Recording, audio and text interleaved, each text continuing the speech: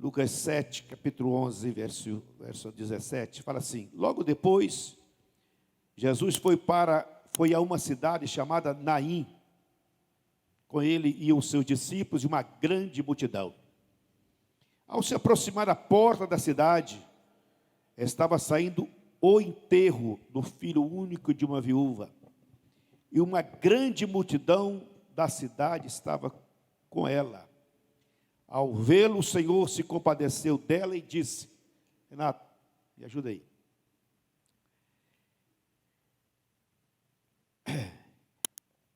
Ao vê-la, o Senhor se compadeceu dela e disse: não chores. Depois se aproximou, tocou no caixão e os que carregavam pararam. Jesus disse: jovem, eu digo, levanta-se. O jovem levantou-se e começou a conversar.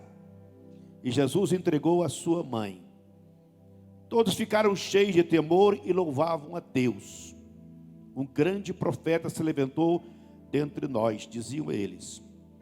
Deus interveio. Diga-se, Deus interveio. Bem forte, Deus interveio. Em favor. Fala de você, da sua camisa, da sua família, da sua casa, do seu povo, né? Deus interveio.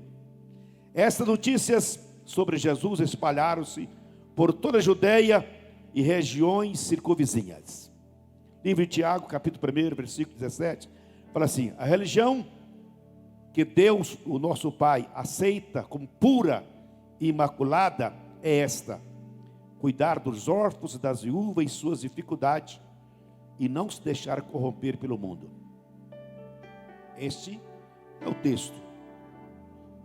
Este é o texto que nós encontramos aqui, dessa razão de Naim ou Naum ser conhecida. Você conhece Naum por causa disso aqui. Naim só é conhecida por causa desse fato. Esse fato aqui projetou Naum. Esse fato aqui fez na cidade ser conhecida, né, do mundo afora. Este acontecimento aqui que Jesus realizou, ele prova que só Jesus é capaz de cumprir a lei. Só Jesus é capaz de cumprir a lei. A lei é bem clara no sentido de proteção, de atender a necessidade das viúvas e dos órfãos. A Bíblia tem alguns artigos, algumas ordenanças específicas para cuidar das viúvas e dos órfãos. Salmo 68, versículo 5, fala assim: que Deus é pai para os órfãos e defensor das viúvas em sua santa habitação. Só que cumprir a lei em relação a esta vontade aqui da lei, não era para os rabinos, não era para sacerdote, não era para mestre da lei, não é? Quem poderia cumprir isso aqui é só Jesus. É só Jesus, o Filho de Deus, o profeta. É só Jesus, o poderoso Salvador dos homens.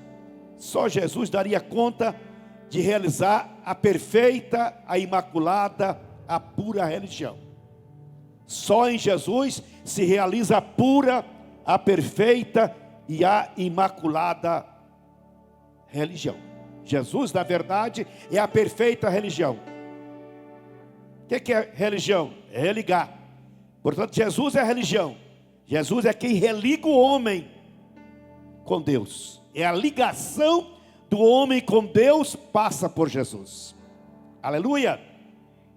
Agora veja bem, meus irmãos, nós encontramos aqui nesse texto, desse fato, desse cortejo fúnebre, aonde uma viúva certamente havia perdido o seu marido há algum tempo atrás, enterrava o seu filho único, o seu único filho. Imagina a dor, imagina a situação desta família, desta mulher. Há dias atrás havia sepultado o seu marido. agora estava indo sepultar o seu único filho. É uma dor incalculável, é uma dor terrível, não é? Aí nesse momento, cabia àquela população, o povo de Naim, chorar com aquela mulher. Não tinha ninguém ali que pudesse trazer uma palavra, trazer um conforto. A única coisa que eles podiam era estar junto com aquela mulher, chorando com ela, compadecendo com ela, né? Estava acompanhando ela. Aí de repente Jesus comparece nesse cortejo fúnebre e chega para a mulher e fala: não chores, não chores. Como não chorar? Como não chorar diante de um quadro deste? Como não condoer o coração diante de uma tragédia dessa? Só o milagre. Só o milagre. Mas aqui está Jesus, Ele é Senhor dos milagres, Ele é poderoso para fazer milagres, e Ele sempre está disposto a fazer milagre quando preciso for.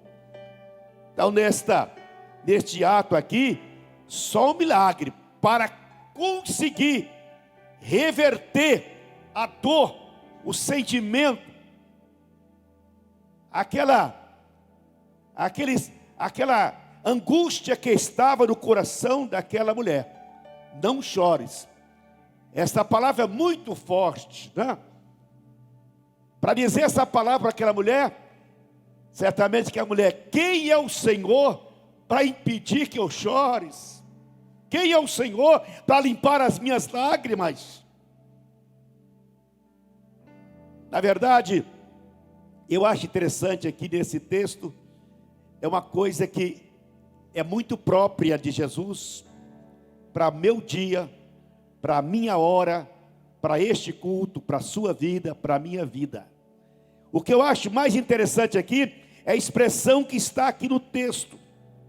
Todos ficaram cheios de temor e louvavam a Deus. Olha a mudança.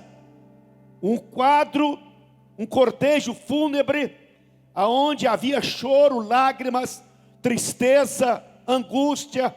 De repente há um clima de dar glória a Deus.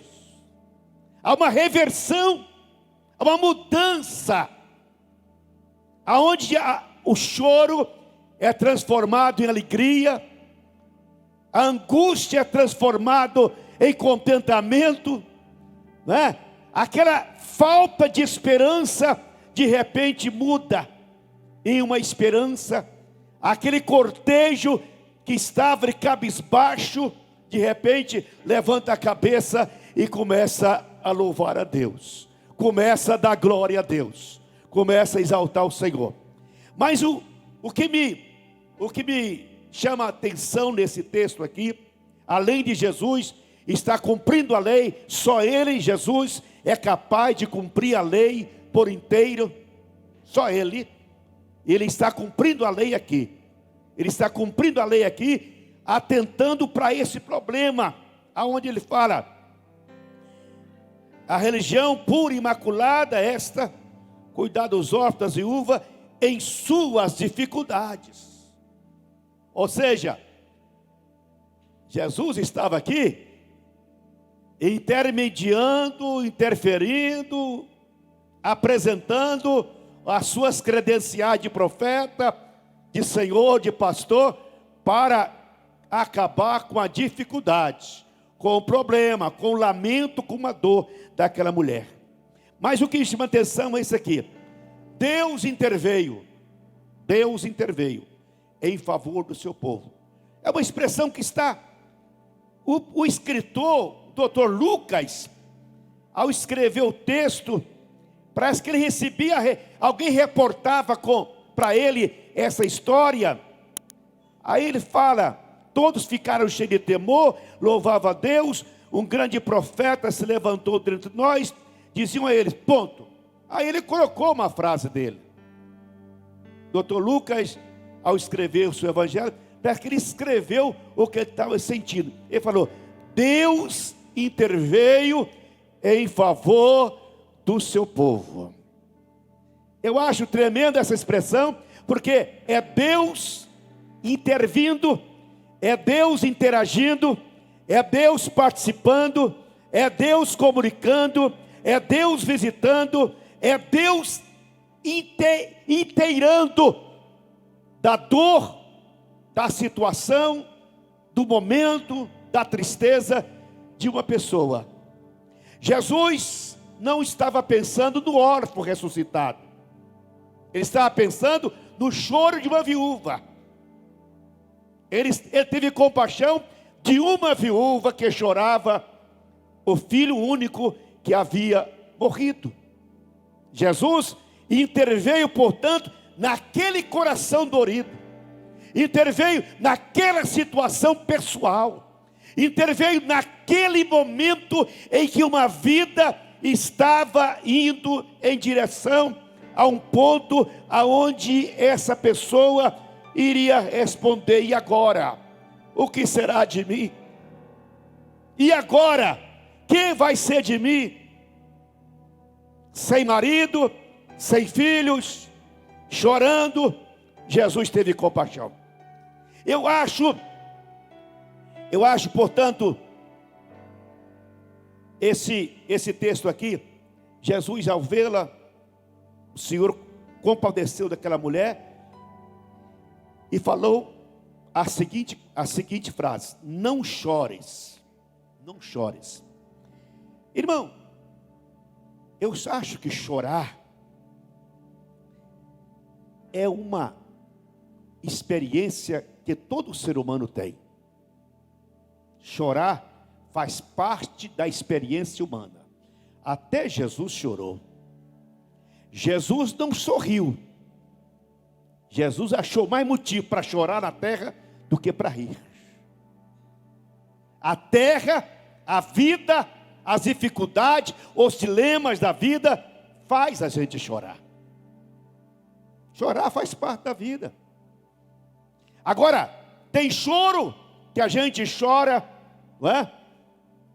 E que a gente precisa que alguém tenha compaixão de alguém, de nós. Tem choro que aí não pode contar para ninguém, aí chora sozinho, chora sem a mãe ver. Se a pessoa percebeu que os olhos estão vermelhos, ela tampa os olhos para ninguém perceber que chorou. Mas no fundo, mesmo sem lágrima, lá está um coração dorido, um coração chorando. Agora, ninguém entende melhor de choro do que Jesus. Jesus sabe lidar com o choro. Ele sabe o porquê as pessoas choram. Ele sabe por que as pessoas derramam lágrimas. Ele sabe exatamente o que é dificuldade, o que é dor, o que é sentimento, o que é aquela coisa que põe a alma abatida, alma sofrida, alma dolorida. Jesus é mestre em curar alma abatida, alma dolorida, alma sofrida.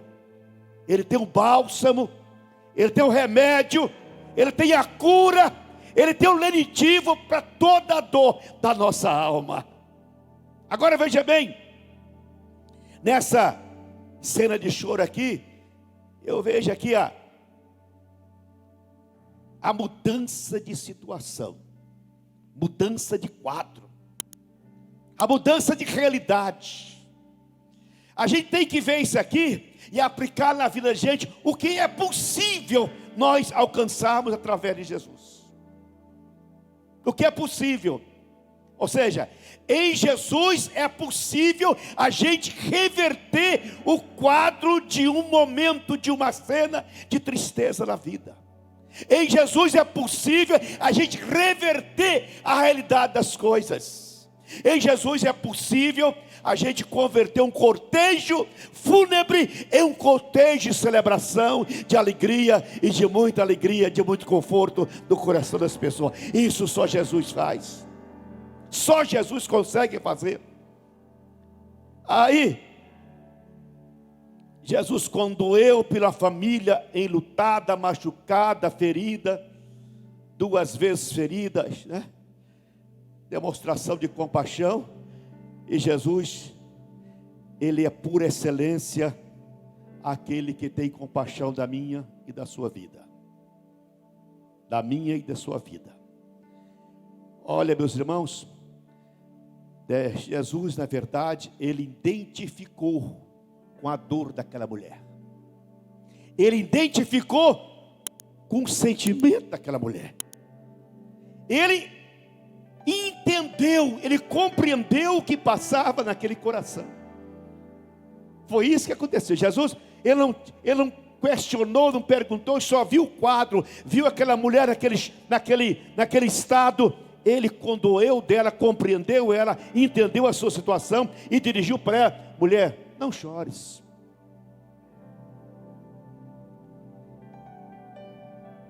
Foi a palavra que Jesus disse: não chores. Aproximou-se do caixão que carregavam, pararam. Jesus disse: jovem, eu te digo, levanta-te. O jovem levantou e começou a conversar. E Jesus pega aquele jovem, entrega para sua mãe. Mãe, o seu choro acabou. O seu choro terminou. O que te fazia chorar, eu estou trazendo de volta para você celebrar. Se a morte causou essa dor, eu estou devolvendo o seu filho vivo, para que você louve o Senhor Deus. Aleluia! Agora, meus irmãos, eu acho interessante que Jesus, nessa forma de tratar, de lidar com o choro, né? Jesus é conhecedor do choro. Ele mesmo chorou. Aí tem alguns choros na Bíblia que é interessante. Eu gostaria de comentar, mas não vou comentar. Mas o choro de José é o choro de boas notícias.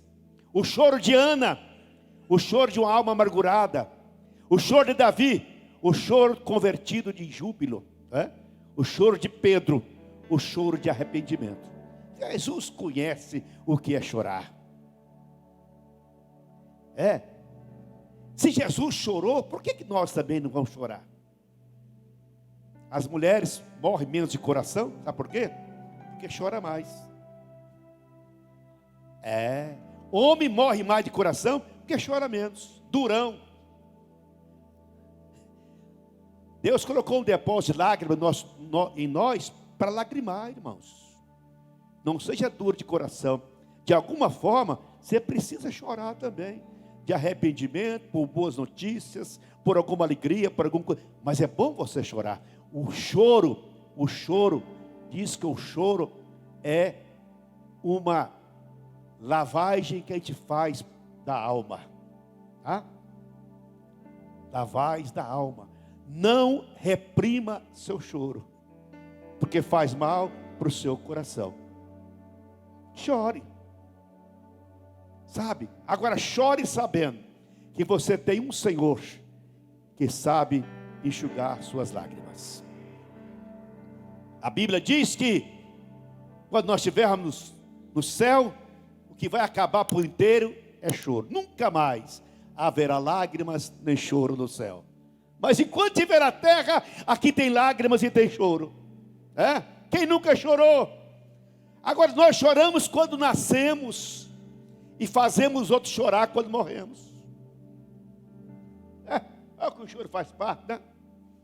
Nós choramos da despedida, da desilusão, da perda, da raiva, da revolta, da tristeza. Quem não chora? Chora, faz parte. Mas de vez em quando a gente está diante de um quadro de dor e tristeza, a gente não tem palavra para falar para a pessoa. A gente repete alguns versículos da Bíblia, a gente consola, para apaziguar o coração de alguém. Mas ninguém, um homem tem a autoridade e a graça de chegar para uma pessoa que está chorando: não chores mais. Agora Jesus tem. Eu não sei se você tem motivo de chorar. Não sei se você está com as suas lágrimas retidas. Mas uma coisa eu quero te falar: Jesus é mestre em apaziguar o coração de alguém que chora. Amém? Aleluia. Jesus continua sendo o especialista em transformar as lágrimas de um choro em um cântico de alegria. Eu acho interessante como que Davi era especialista nisso. Davi era chorão. Ele exagerava, disse que ele chorava. Quando ele chorava tanto que os rios ficavam mais cheios do que estava pelas suas lágrimas que derramavam. Ele era chorão por natureza. Agora, quem não chora não mama mesmo. Está sabendo disso? Derrama as suas lágrimas aos pés do Pai, porque Ele interfere, Ele intervém diante do seu choro. Glória a Jesus.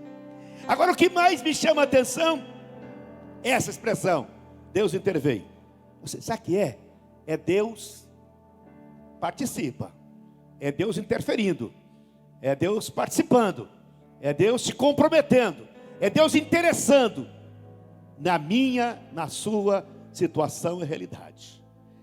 Davi, quando compôs o Salmo 30, ele compôs momentos de dores, tragédias, né? Ele diz: eu te exaltarei, Senhor, porque tu me reergueste e não deixaste os meus inimigos se divertir à minha custa. Ele estava sendo perseguido, né? Tiraste da sepultura, né? Aí ele fala: devolveste minha vida. Cantem louvor ao Senhor, vocês, os seus fiéis, louvem o seu santo nome, pois a sua ira só dura um instante, mas o seu favor dura a vida inteira, a vida toda. O seu favor, a sua graça, a sua misericórdia, a interveniência de Deus através de Jesus dura a vida inteira. Se nesta noite nós estamos aqui, nós cremos que Jesus pode intervir na minha e na sua vida, limpar as minhas lágrimas e transformar a minha realidade em momento de celebração, de louvor e de gratidão ao Senhor Deus. Amém? Aí Davi continua dizendo a sua palavra: o choro pode persistir à noite. Aquela vontade, não sei se você já teve isso, agonia da noite, preocupação, aquela angústia, aquela aflição, coração dolorido, calma batida, vontade de levantar, não consegue dormir, quer chorar, não chora, quer gritar, não grita. Há um clima espiritual de dor, de abatimento dentro de você. Aí você pensa: meu Deus, se eu tiver mais uma noite como essa, eu morro. Eu não aguento mais um dia como esse, eu não aguento mais algumas horas como esta. Davi estava assim, ele estava gritando de dor, de angústia, de sentimento ruim. Aí ele diz: o choro pode persistir a noite inteira, mas de manhã eu vou celebrar a minha bênção, eu vou celebrar a minha alegria, eu vou louvar o Senhor, eu vou cantar louvores ao Senhor. De manhã o choro vai acabar, de manhã as lágrimas vão secar, de manhã a alegria vai reinar no meu coração. Aleluia, glória a Jesus. É isso que Jesus faz. Aí ele, versículo 11 desse salmo, ele fala assim: mudaste, olha aqui, é Deus falando comigo e com você nessa noite. Mudaste o meu planto, ou o meu choro, em dança. Mudaste o meu choro em dança. Ó, que mudança radical de coisa. Aí diz: a minha veste de lamento em veste de alegria, para que o meu meu coração louve a ti e não se cale. Senhor Deus meu, eu te darei graça para todo o sempre. Amém. Aleluia. Você pode ficar de pé. Vem cá, Priscila, cantar comigo aí. O choro pode durar uma noite inteira, mas a alegria vem pela manhã. Eu sei que você sabe isso. Eu quero dizer o seguinte. Eu estou convicto do seguinte. Olha, não estou falando aqui a esmo. Eu estou falando aqui que Deus colocou no meu coração. Essa palavra é a palavra que Deus colocou no meu coração.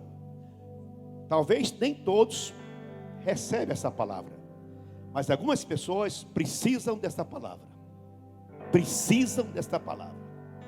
E a palavra que Deus tem para você nessa noite é essa. Deus quer intervir na sua vida, para você acabar esse tempo de chorar. Deus está intervindo na sua vida, para encerrar esse ciclo de choro.